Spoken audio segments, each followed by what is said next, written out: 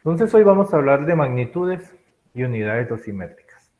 ¿Cierto? El objetivo es que al final tengamos claro qué es una dosis equivalente, una dosis efectiva y una dosis absorbida.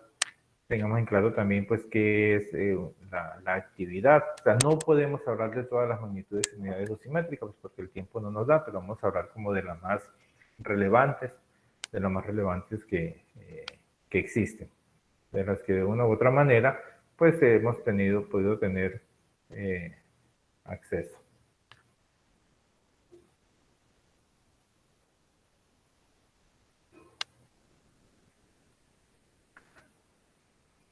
Bueno,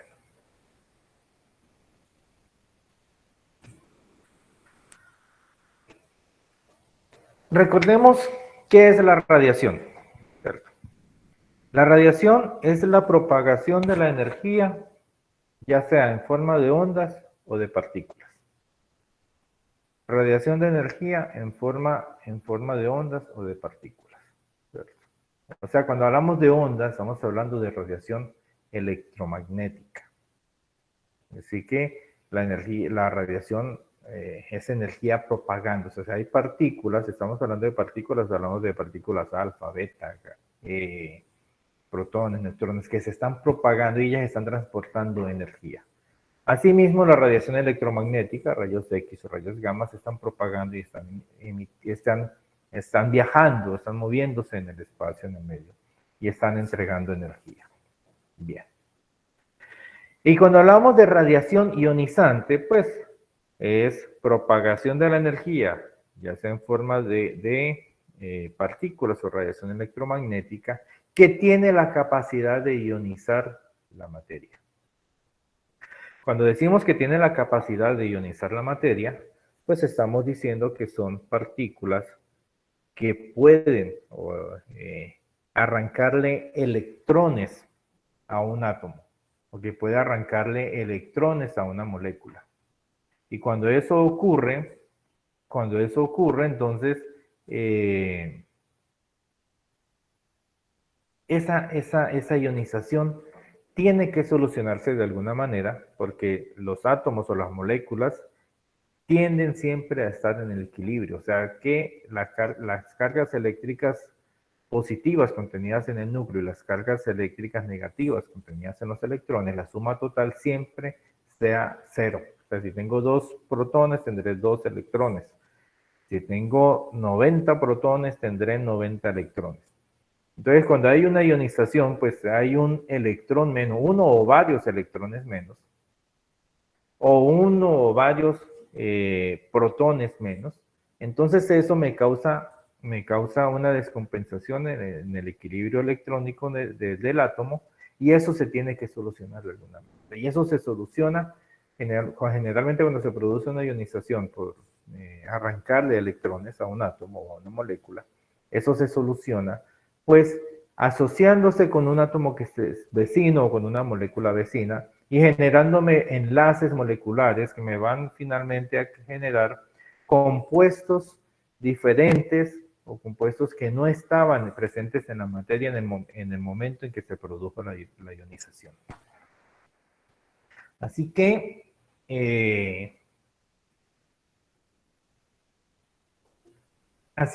esos nuevos compuestos, esas nuevas moléculas que se me forman, que se me originan, pues indirectamente, o podemos decir que me está generando cambios en la materia.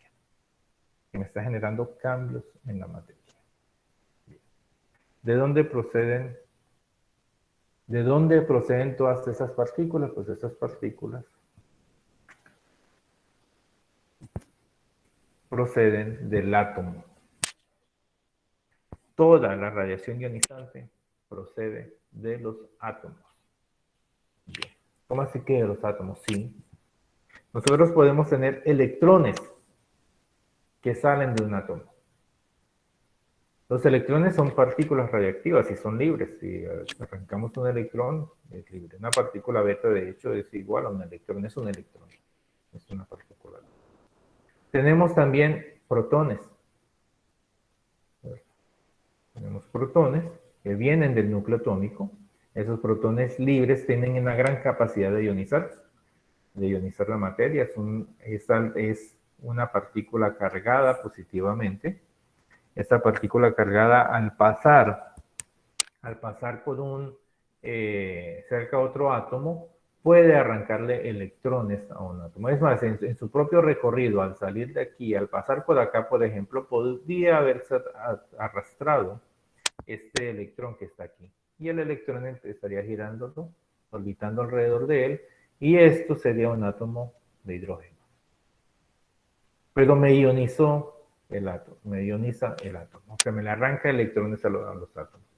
Si él choca contra otro núcleo atómico, pues puede generarme cambios dentro de ese núcleo o inducirme radiactividad dentro de ese núcleo atómico.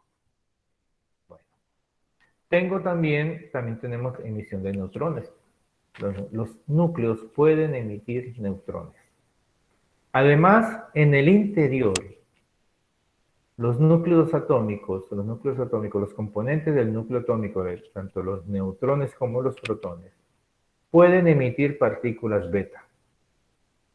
Y esas partículas son partículas cargadas. Tenemos partículas beta positivas, que se originan en los protones liberan partículas beta positivas. Y tenemos partículas beta negativas. Las partículas beta negativas se originan en el interior de los neutrones. Y cada vez que se emiten esas partículas, pues hay unos cambios dentro del núcleo atómico. Entonces aquí tenemos un breve recuento de qué tipo de partículas son las que consideramos radiactivas. Tenemos electrones, neutrones, protones, fragmentos de fisión. Un fragmento de fisión es cuando un núcleo atómico se rompe, se parte. ¿Por qué razones se rompe? Pues cuando es bombardeado, por ejemplo, con neutrones. Un neutrón impacta un núcleo atómico y lo puede romper, lo fracciona en dos partes, por lo menos en dos partes.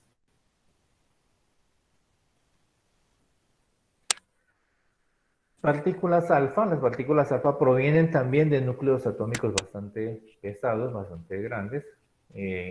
Estos núcleos pesados emiten dos protones y dos neutrones que se van juntos. O sea, la partícula alfa es una sola partícula, pero está constituida de 4 partículas en total. De 2 protones y de 2 neutrones. Por eso en algunos textos las partículas alfas aparecen como un núcleo libre de helio 4. Porque si tiene 2 protones, pues 2 protones ese es un núcleo de helio. Y tiene 2 neutrones, pues la suma de neutrones más protones me da un número másico igual a 4. O sea, esto es helio 4. Listo. Pero también tenemos radiación electromagnética. Y esa radiación electromagnética, pues, la conocemos nosotros como rayos X o rayos gamma. No estoy hablando del espectro de las radiaciones no ionizantes. Esas no me interesan en esta charla, ya que esto debieron haberlo visto ustedes en su curso de protección radiológica, que todos ustedes tienen un curso de protección radiológica. Este es un programa distinto. Entonces, recordemos que los rayos X y los rayos gamma pues se propagan en forma de radiación electromagnética, son radiación electromagnética, se propagan en forma de onda. Ellos tienen una longitud de onda, una frecuencia y transportan determinada energía. Y es suficiente energía la que transporta para ionizar un átomo. Es decir, cuando uno de estos rayos,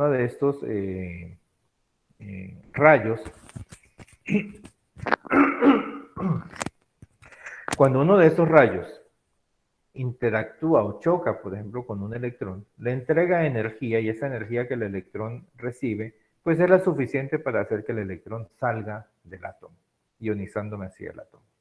Pero ¿de dónde provienen los rayos X y los rayos gamma? Los rayos gamma provienen del núcleo atómico. ¿Sí? Los rayos gamma son una radiación nuclear también, provienen del núcleo. ¿Cuándo se origina un rayo gamma? Después de que un núcleo atómico ha emitido un neutrón, un protón, fragmentos de fisión, o sea que un átomo se me rompe, los restos que quedan van a emitir rayos gamma, o al emitir partículas alfa, partículas beta. Entonces, cuando se emiten partículas radiactivas provenientes del núcleo, después de esa emisión empieza a haber un reacomodamiento de las cargas nucleares y de las estructuras nucleares que hay allí, y durante ese reacomodamiento hay emisión de radiación electromagnética. Y esa radiación electromagnética es un rayo gamma. Y también tenemos rayos X. Los rayos X son emitidos por los electrones, pero no por los electrones que están aquí estables en el átomo, sino por electrones que tienen que pasar por algunos procesos. Por ejemplo, supongamos que aquí en esta órbita interna hay una vacancia, que este electrón no está. Así que este electrón bajaría a ocupar esa vacancia. Podría bajar a ocupar esta vacancia. Este electrón o cualquier otro electrón de las órbitas externas, de las capas más externas, podría ocupar la vacancia de la capa interna. Cuando eso pasa, el electrón emite energía, emite un rayo X y pasa de su orbital externo a un orbital más interno. Otra forma de producir rayos X es cuando los electrones son desacelerados. Son desacelerados. Eso se conoce como radiación de Bremsstrahlung. La radiación de Bremsstrahlung, pues es la que se privilegia en los tubos de rayos X. ¿Qué es la radiación de Bremsstrahlung o radiación de frenado? Pues cuando un electrón viene hacia un átomo, en este caso los electrones del cátodo se dirigen hacia los átomos del ánodo, y allí en el ánodo, al viajar dentro de los átomos del ánodo, por interacción columbiana, o sea, hay una atracción entre las cargas positivas de los protones del núcleo atómico y la carga negativa del electrón que está viajando a través de él. Lo atrae, pero no lo atrapa, sino que el electrón, afortunadamente por la velocidad que ha adquirido, pues en lugar de ser atrapado, lo que es desviado. El electrón es desviado. Pero en ese desvío, el electrón pierde energía. Esa energía que pierde el electrón la radia, la expulsa. Y eso es un rayo X también. Eso es rayo X. Entonces, como vemos, todas las formas de radiación provienen realmente del átomo. Partículas, electrones, neutrones, protones, fragmentos de fisión, partículas alfa y beta, y radiación electromagnética como rayos gamma y rayos X.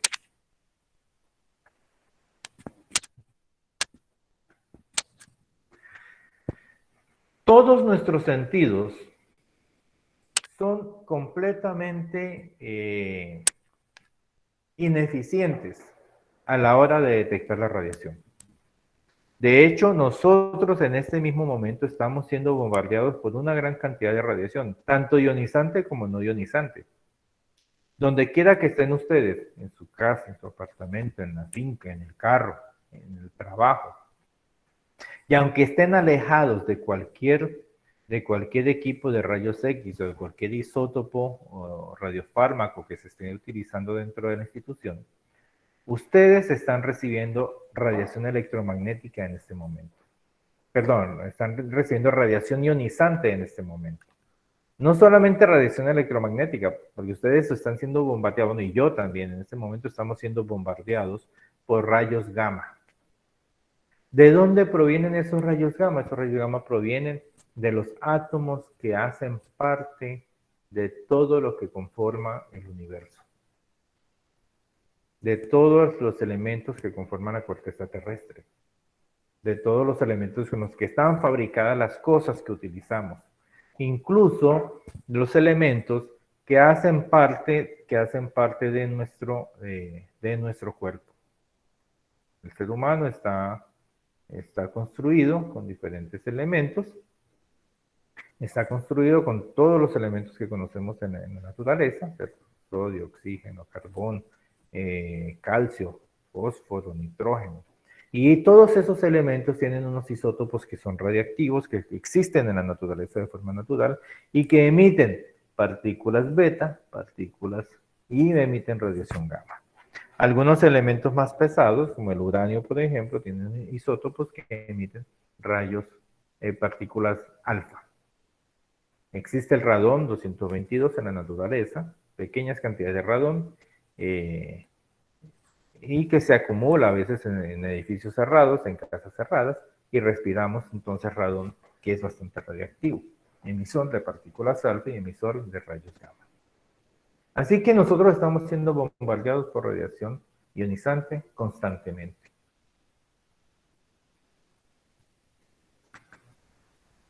Nuestros sentidos no sirven para detectarla. Nadie puede decir, uy, huele a rayos X, o huele a partículas alfa, o acabo de saborear, me dio sabor. Nadie puede decir, por ejemplo, uy, me dio sabor como que a rayos gamma. Oiga, o yo estoy escuchando unos neutrones que están pasando por aquí, o unos electrones. No, eso no es posible. No vemos, olemos, no escuchamos, no sentimos y no saboreamos la radiación ionizante. No existe nada en nuestro cuerpo que permita detectar esa radiación ionizante.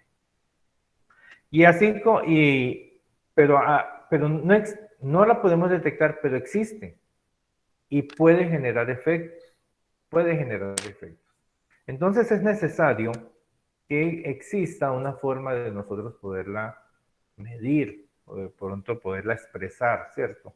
Que podamos atribuirle algún tipo de propiedad o a la radiación ionizante, y para eso nosotros hemos desarrollado, nosotros no,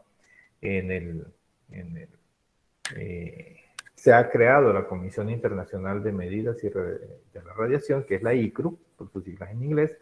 Esta organización se encarga de definir unas magnitudes radiológicas que son claras e inequívocas, es decir, magnitudes asociadas a la radiación que nos expresa alguna característica de la radiación o que nos permite determinar algún tipo de efecto biológico que se pueda producir por el uso de ella. Entonces, es una forma de medirla. Entonces, si vamos a medir radiaciones, pues nosotros tenemos que hablar de magnitudes dosimétricas. Existen magnitudes asociadas a lo que nosotros nos interese medir. Si vamos a medir el campo de radiación, entonces hablamos de radiometría, ¿cierto? Entonces, si es la que hacemos, por ejemplo, en el puesto de trabajo, cuando van y llevan un detector de radiaciones y se ubican donde nosotros estamos y ponen a irradiar el equipo, o si hay algún paciente con isótopos radioactivos o tenemos algún isótopo radioactivo utilizando, entonces en nuestro puesto de trabajo colocamos el detector y medimos si allí hay radiación o no. Eso es radiometría, o sea, estamos haciendo mediciones del campo de radiación. Si queremos hablar de patrones de la radiación, entonces, de patrones de medición, entonces hablamos de metrología. Por ejemplo, cuando hacemos la calibración de un equipo de rayos X, estamos hablando de metrología.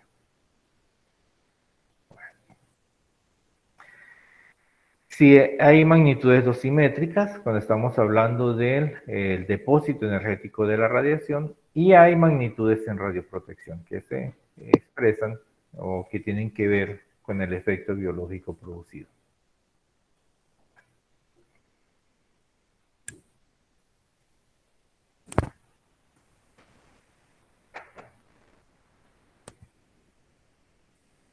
Una de las magnitudes que se utiliza es para medir la radiactividad. ¿Qué es la radiactividad? Pues la radiactividad es la transformación de un núcleo en otro, o sea, de un átomo se transforma en otro. Como consecuencia de la emisión de partículas de su núcleo atómico. Así de sencillo. Entonces, un átomo emite partículas alfa, emite partículas beta, y esa emisión de partículas alfa, partículas beta, ocurre en determinada unidad de tiempo, y eso es lo que conocemos como actividad. En pocas palabras, la actividad me está expresando qué tan radiactivo es un núcleo atómico. Entonces, cuando hablamos de radiactividad, estamos expresando o nos está diciendo cuántas desintegraciones por unidad de tiempo ocurren en determinada muestra de un isótopo radiactivo. Cuando hablamos de una muestra de un isótopo radiactivo, pues quiere decir que yo tengo un pequeño fragmento de ese isótopo, así sea un granito, una semilla, le llamamos, ¿cierto?, del isótopo. Y esa pequeña cantidad de isótopo contiene millones de átomos allí en su interior. ¿Cierto? Está constituido por millones de átomos. La actividad lo que me está diciendo es cuántos átomos de los que hay en esa muestra se desintegran por segundo, por unidad de tiempo. Pero cuando yo hablo de que se desintegra, no quiere decir que se deshaga, que se desaparezca, sino que cuántos átomos emiten partículas radiactivas por unidad de tiempo. No es que esos átomos se desintegren en sí, sino que esos átomos se transforman en otros átomos. Hay una transformación, sí, porque cuando un protón emite una partícula alfa positiva, ese protón deja de ser protón y se transforma en neutrón. Entonces, ese átomo que tengo allí, ese núcleo que tengo allí, al perder un protón porque se transformó en neutrón, ahora va a tener un protón menos, por lo tanto va a cambiar el elemento que es. Por ejemplo, si yo tengo helio y uno de los, perdón,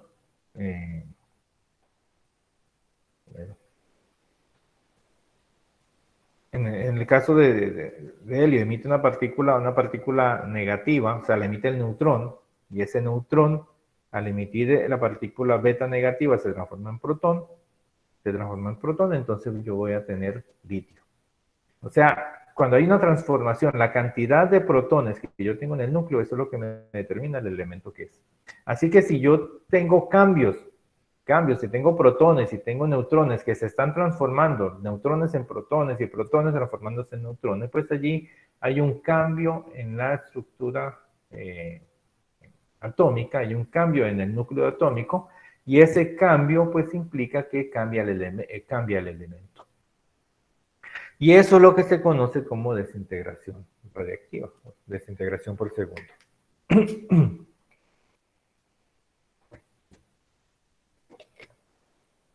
La unidad más utilizada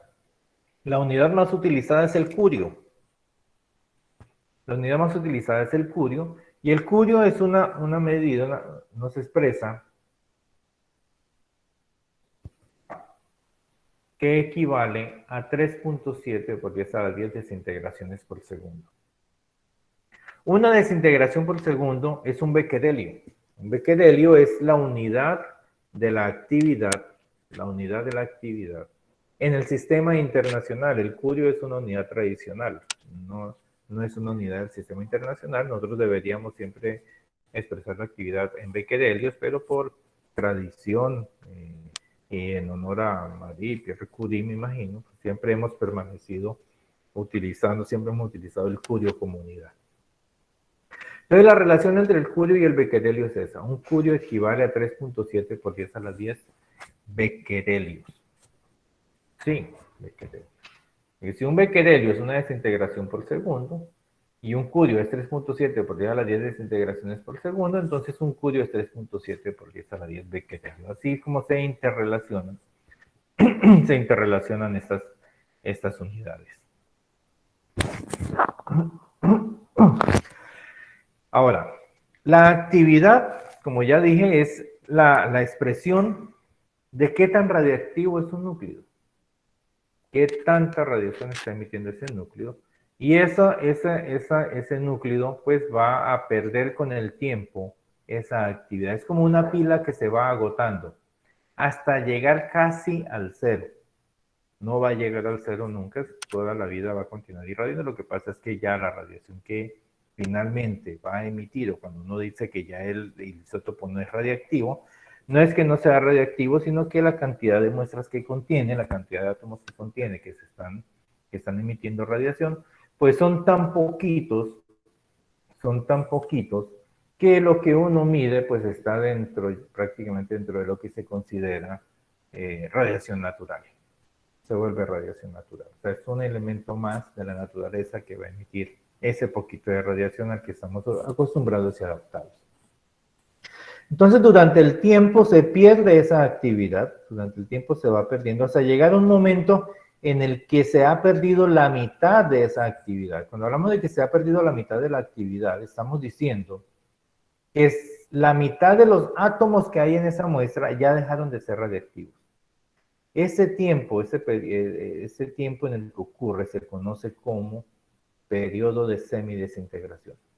En algunos textos le llaman vida media, y es mal llamado, realmente eso no es vida media tiene otra connotación, pero por traducción, por las traducciones, creo que lo han traducido así y así ha permanecido en nuestro argot, en nuestro lenguaje coloquial.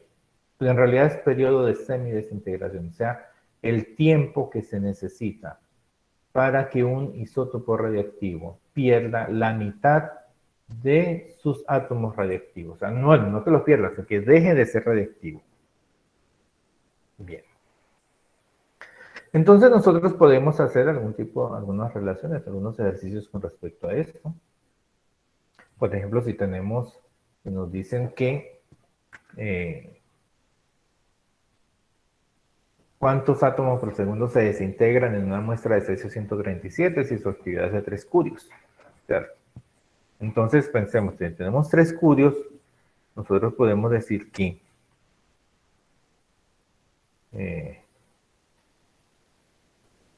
podemos partir de la definición de que un curio es 3.7 por 10 a la 10 desintegraciones por segundo. Oye, ¿pero qué implica que sea 3.7 por 10 a la 10 desintegraciones por segundo? 3.7 por 10 a la 10 son 37.000 millones de desintegraciones por segundo. O sea que en un segundo, 37.000 millones de átomos se transforman. 37.000 millones de átomos emiten partículas radiactivas. Y después de la emisión de partículas radiactivas hay emisión de rayos gamma. Por lo menos emite un rayo gamma. O sea que por lo menos podemos decir que hay 37.000 millones de emisión de partículas y hay 37.000 millones de rayos gamma emitidos por un solo segundo. Por un solo segundo. Bien. Entonces, la actividad nos da un concepto, nos da una idea de qué tan radiactivo es un elemento, un isótopo. Nos puede indicar qué tanto riesgo nos estamos exponiendo. Bueno. Entonces, volviendo al ejercicio, nos están preguntando, si tengo 3 curios, ¿cuántos átomos se desintegran por unidad de segundo? Recuerden que desintegración por segundo es un becquerel, o sea, lo que nos están preguntando es cuántos becquereles. Si yo utilizo esta relación, yo finalmente digo, si un curio son 3.7 por 10 a la 10, pues 3 curios, ¿cuánto es? Pues lo que hago es multiplicar esto, que está aquí, por 3. En álgebra me enseñaron que si yo multiplico aquí, lo que hago a un lado de la igualdad, lo hago al otro lado, ¿cierto? Lo puedo hacer por regla de 3 o sencillamente yo digo aquí, si son 3 curios, entonces esto lo voy a multiplicar por 3. Así que 3 curios equivale a 11.1 por 10 a la 10 becquerel. 11.1 por 10 a la 10 becquerel. ¿Qué quiere decir esto? Que 3 curios quiere decir, o 3 cubios implica que en un solo segundo se están desintegrando 111.000 millones de átomos. 111.000 millones de átomos por segundo. Esto es bastante grande. Bueno, aquí hay otro ejercicio. Nos dice si una fuente de iridio 192 tiene 2 terabequerelios, pues ¿cuántos curios tiene? Pues lo hacemos al revés.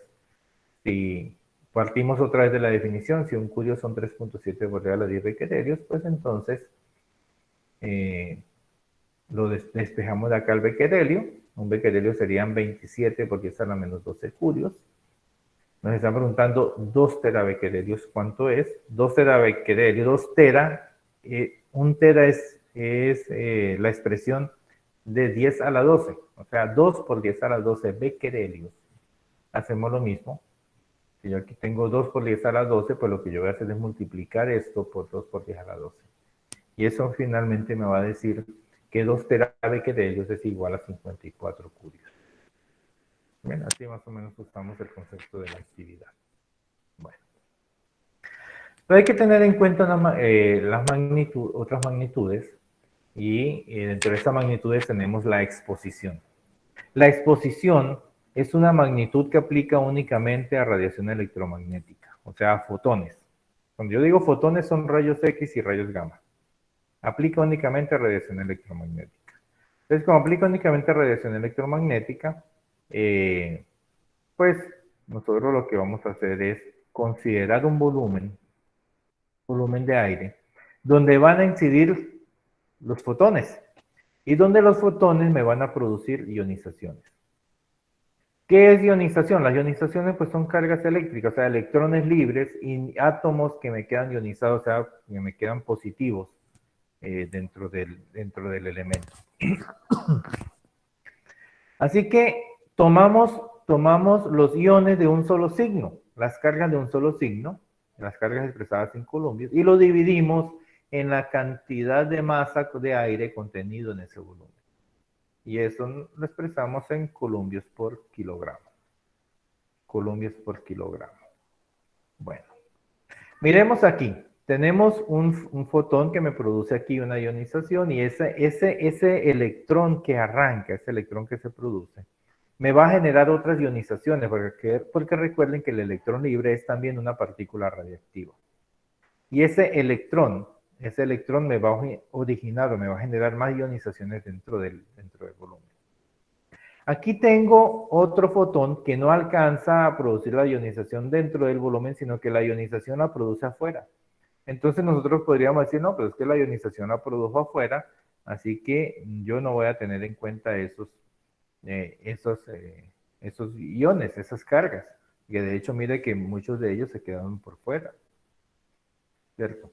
Pero lo cierto es que al momento de medir o al momento de tener en cuenta las interacciones aquí dentro del volumen, hay algunas ionizaciones que salen, por ejemplo, estas salieron de aquí. Estas salieron aquí. Y estas que se originaron por fuera entraron al volumen. Así que allí se me origina un equilibrio, en una condición de equilibrio, y en esa condición de equilibrio es que se expresa la exposición. Entonces es medir en condiciones de equilibrio cuántas cargas se originan dentro de un elemento de volumen de aire, y lo dividimos en la masa de ese aire, y eso se expresa en columpios por kilogramo. Hay una unidad que también se expresa en columpios por kilogramo, que es una unidad también tradicional, por decirlo así, que es el Rengen. Y el Rengen, pues, es un columpio por kilogramo. Esto es exposición. O sea, un columpio por kilogramo es 3.876 rengens. Así se relacionan el Rengen y el columpio y la exposición.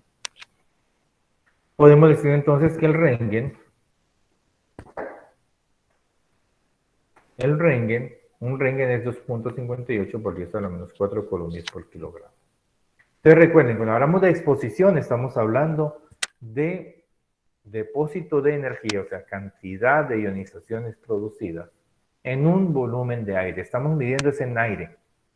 Los instrumentos de medida, la mayoría de ellos no me muestran columpios por kilogramo, sino que lo que me muestran es Rengen o REMS. Entonces me dice, fueron tantos milirem por hora, tantos milirem por minuto, ¿cierto? Entonces utilizamos este factor para hacer la conversión. Para hacer la conversión de esos REMS a kilogramo, perdón, a columpio por kilogramo, que es la exposición. Existe otra unidad, perdón, otra unidad no, existe también la tasa de exposición, que no es otra cosa más que la exposición expresada por unidad de tiempo. Ahorita le hablé de, bueno, Rengen por hora, Rengen por minuto, eso es tasa de exposición, o sea, la exposición expresada en unidad de tiempo. Si lo expresamos en el sistema internacional, pues sería columpios por kilogramo por segundo. Otra unidad que interesante es el Kerma. El Kerma, bueno, lo usamos los físicos más que nada, más que todo en algunos procesos muy puntuales. Pero el Kerma tiene una connotación muy importante, y es que no es únicamente para radiación electromagnética, sino que también se tiene en cuenta los neutrones. Pero si vemos bien, los neutrones no tienen carga y la radiación electromagnética tampoco tiene carga.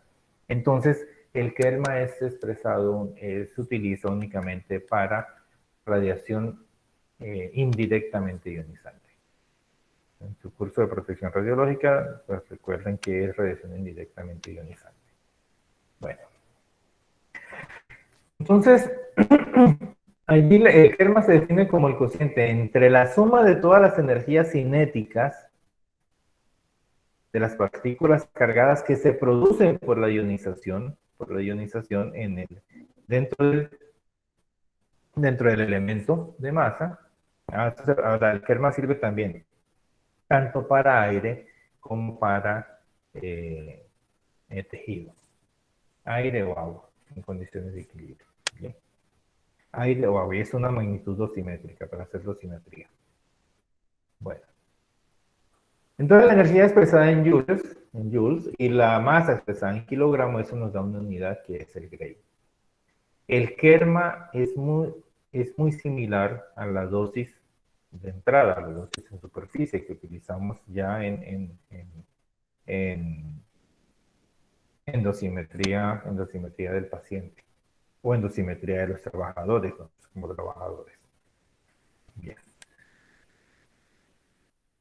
También todas estas unidades también tienen su tasa, pero está la tasa de Kerma, que es el Kerma expresado por unidad de tiempo. Entonces dice Grace por minuto, Grace por hora, Grace por segundo, eso es Kerma. Y estamos haciendo medidas ya sea en aire o en agua. Cuando estamos interesados en el tejido, entonces hablamos de dosis. Y cuando hablamos de dosis, tenemos que tener en cuenta que hay un depósito de energía en el tejido. Por ejemplo, el depósito de energía que hacen la radiación electromagnética, los rayos X. Bien, los rayos X interactúan con el tejido, llegan al tejido, entregan energía y se producen algunos fenómenos. Dentro de esas interacciones que hay, las más interesantes o las que me interesan son estas. El efecto fotoeléctrico, aquí donde un rayo X entre un fotón gamma le entrega energía al electrón.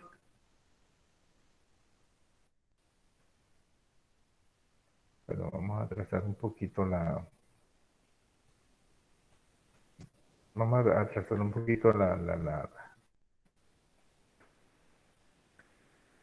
Bueno.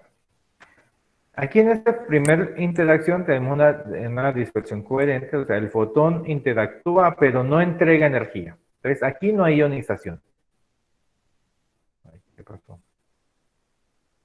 Aquí no hay ionización como tal. Ocurre con fotones de muy baja energía. La que viene sí me interesa, este es el efecto Compton. En el efecto Compton ya hay ionización. El fotón le entrega algo de energía al electrón, y el electrón esa energía que gana, pues lo utiliza para salir del átomo en el que está. Me queda un rayo X residual o un rayo gamma residual con menos energía, pero ya tengo una ionización. Aquí ya hubo un depósito de energía. Otro fenómeno es el efecto fotoeléctrico. Aquí también hay depósito de energía. No me queda ningún fotón residual, no me queda ningún fotón residual, tengo el electrón que se va. Entonces, este es uno de los mecanismos mediante los cuales se hace el depósito de energía. Cuando es radiación directamente ionizante, pues puede ser una partícula alfa que se acerque por aquí, y entonces arranca electrones de los orbitales externos al átomo y me lo deja ionizado. O un electrón que venga y choque contra este otro electrón y por repulsión columbiana, porque son de la misma carga, se repelen, entonces me saca y tiene la energía cinética suficiente, pues va a sacar a este electrón de aquí. El electrón incidente no se queda, es desviado. O sea, chocan y se saca el electrón que está aquí y el otro se desvía. Entonces también me deja un átomo ionizado. Pero en esa interacción hay una cesión, una cese de energía. Hay una cedencia de energía, por lo tanto hay un depósito de energía en el tejido. Ese depósito de energía en el tejido,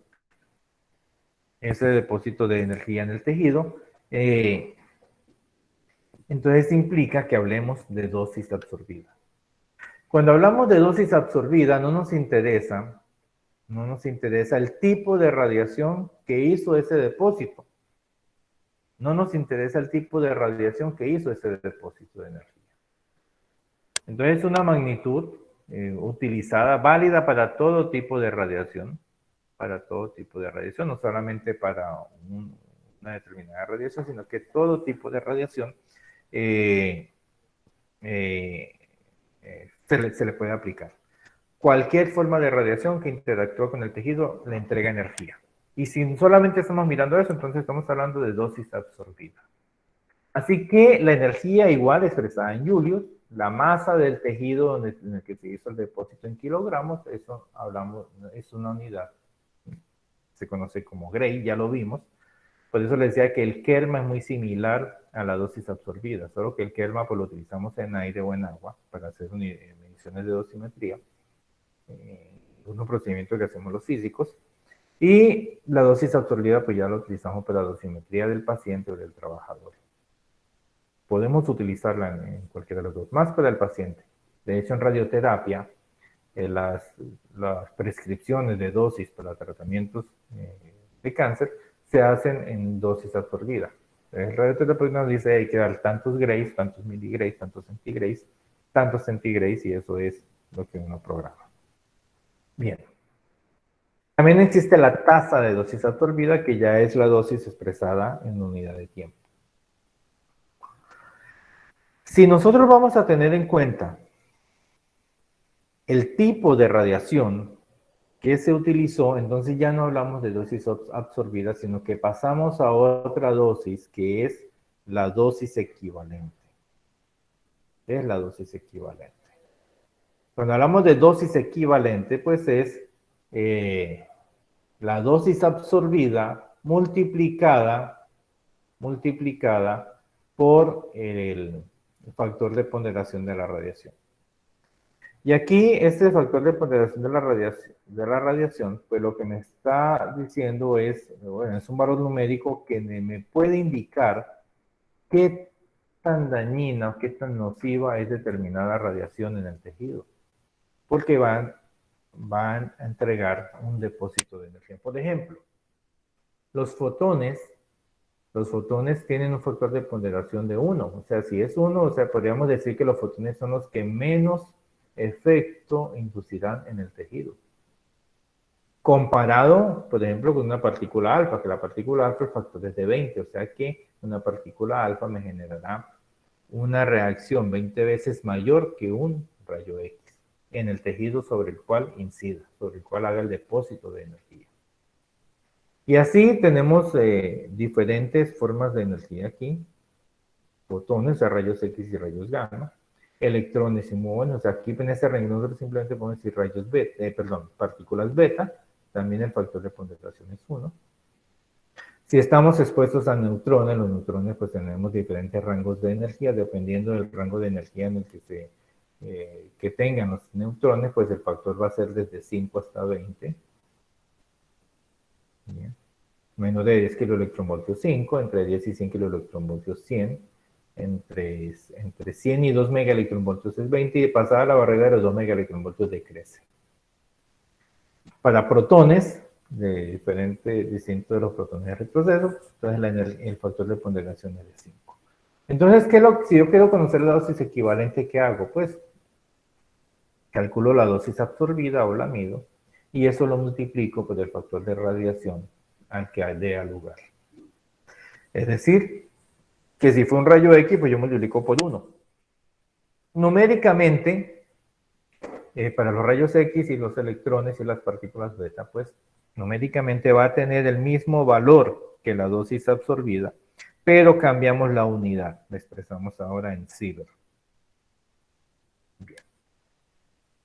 Si es una partícula alfa, pues yo lo multiplico por 20, entonces suponiendo que fueran 2 grays de dosis absorbida, pues multiplicado por 20 quiere decir que la dosis equivalente sería 40 sieverts.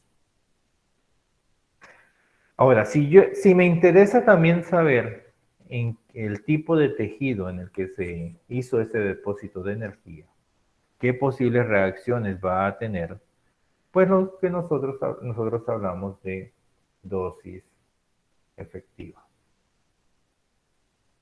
Cuando hablamos de dosis efectiva, pues tenemos en cuenta la energía depositada en el tejido, qué tipo de radiación fue la que hizo ese depósito en el tejido. Entonces lo que hacemos es multiplicar la dosis equivalente por un factor de ponderación del tejido. A cada tejido será asignado un valor, un número también, una ponderación. La suma total de ella, pues es 1, es 1. Pero yo quiero que miren aquí esto. Aquí en estos factores de ponderación que coloqué, estos fueron tomados de la resolución 181434 del 2002 del Ministerio de Minas y Energía, que es el Reglamento Colombiano de Seguridad y Protección Radiológica. Y ahí en nuestro reglamento aparecen las gónadas con un factor de ponderación de 0.20. O sea, es un factor de ponderación muy alto. Por eso se creía y todavía pensamos en proteger las gónadas a toda costa. Y en muchos centros radiológicos tenemos protectores gonadales, aunque no los usamos, pero ahí los tenemos. Bien. Pero resulta que estos factores de ponderación fueron redefinidos por la Comisión Internacional de Protección Radiológica y publicados los nuevos factores en el año 2007 en el ICRP 103. Y en ese ICRP 103, pues, vemos algunas cosas interesantes. Primero, las gónadas no son tan radiosensibles como lo creíamos. Y la mama, ojo, la mama que está aquí abajo, miren, esta lista está aquí, le aparece con un factor de 0.5, o sea, aparece como un órgano que no es tan sensible a la radiación. Resulta que para el ICRP 103, o sea, para la Comisión Internacional, la mama sí es un tejido bastante sensible. El tejido mamario es más sensible a la radiación que las gónadas. Bien. Entonces, los factores válidos, los factores de ponderación del tejido válido, son estos que están aquí. Entonces, para cada uno de los órganos que están acá, el factor es de 0.12. Estos son los más radiosensibles que hay.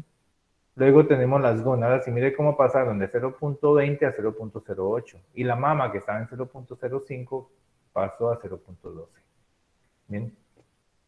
Vejiga, esófago, hígado y tiroides 0.04, y el resto de superficie ósea, cerebro, glándulas salivares y piel 0.01.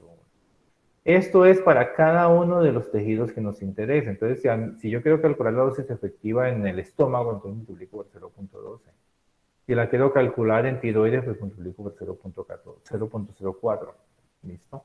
Esta columna que está aquí representa la sumatoria de todos los factores, o sea, agrupando todos los órganos. Todos los órganos del primer renglón, pues, implican que esos tienen una sumatoria de factores de 0.72. La sumatoria total de esos factores, pues, es 1. Es 1.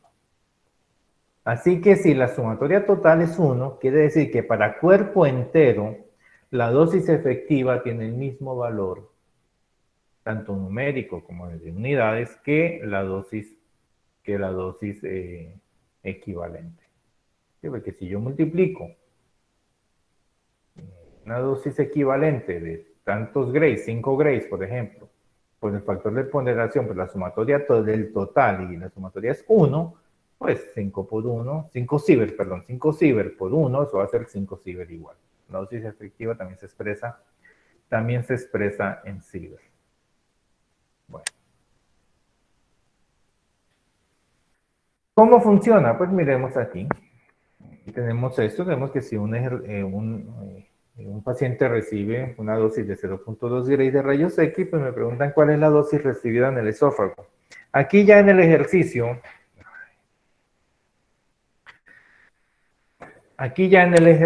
pues tenemos 0.2 grays, ya que esta es la dosis absorbida. Para la sesión del próximo mes, por favor les quiero pedir que ingresen oportunamente, pues porque si ingresan después de la hora de inicio, pues me desconcentra, me interrumpe porque tengo que darles acceso a la sala. Entonces, bueno. Entonces, volviendo al ejercicio, tengo un paciente que recibe una dosis de 0.2 grays de rayos X. Me preguntan cuál es la dosis efectiva recibida en el esófago. ¿Qué hago? Como ya tengo la dosis absorbida, pues yo ahora lo que voy a hacer es multiplicar esta dosis absorbida por el factor de ponderación de la radiación. ¿Cuál radiación? Pues los rayos X. ¿Cuál es el factor de ponderación de los rayos X? 1.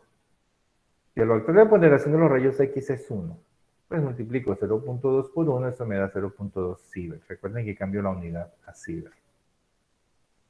Bueno.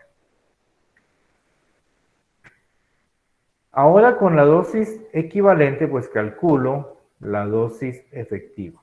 Así que multiplico 0.2 ciber por el factor de ponderación del esófago, que es 0.04. Así que finalmente, pues obtenemos que el resultado de la dosis efectiva es de 0.008 sieverts. O sea, 8 milisieverts. 8 milisieverts no le causa daño. 8 milisieverts no le causa daño a ningún tejido. Por lo tanto, no hay ningún riesgo para el esófago. Bien, aquí está publicado el formato de asistencia. Por favor, diligéncienlo. Voy a copiárselos en el chat para que puedan diligenciar la asistencia.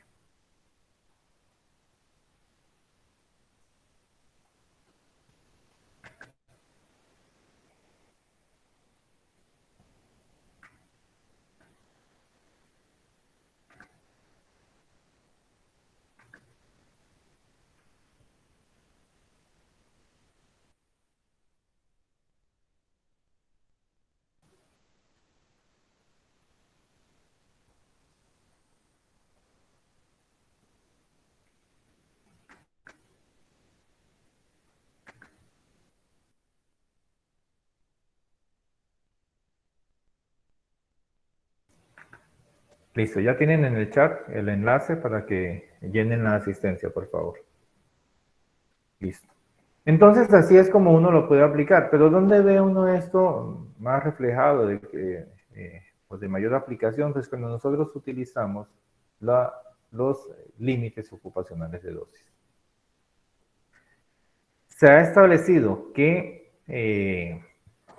los límites de dosis son 20 milisieverts de dosis efectiva promediada durante 5 años. O sea, dosis a cuerpo entero, 20 milisieverts. O sea, en 5 años 100, debo acumular 100 milisieverts y dividido eso en 5, o sea, el promedio me da 20. Pero ojo, en ninguno de esos años debo superar los 50 milisieverts. Para el cristalino, las dosis equivalentes son 20. Aquí hay un error, aquí fue un 0 de más. Son 20, no 200. 20 milisieverts. En nuestro reglamento aparecen 150, pero es porque no está actualizado. En el año 2011, la Comisión Internacional de Protección Radiológica hizo la advertencia y pidió que cambiáramos ese factor. Bueno. Y tenemos aquí también, que para extremidades y piel, 500 milisieverts. Y para mujeres gestantes, 1 milisievert de dosis efectiva desde la declaración de su estado, de su embarazo. Bueno, bien. Entonces, Esto es lo que tenemos en cuenta y es lo que nuestros dosímetros reportan. En el reporte de dosimetría nos reportan aquí la dosis efectiva, la dosis equivalente al cristalino y la dosis equivalente a extremidades y piel. Nosotros si miramos en el acumulado del año, pues aquí no puede exceder de 20, aquí tampoco puede exceder de 20, aquí tampoco puede exceder de 500 milisievert.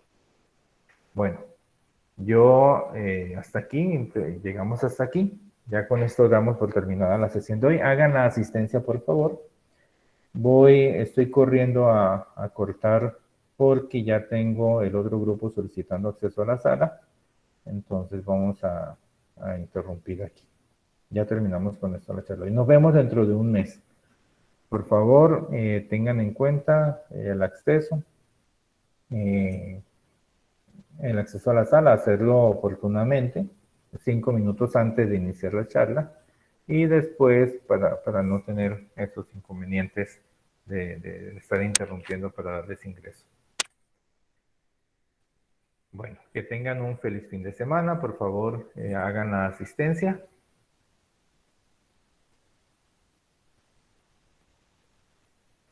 Voy a suspender la grabación.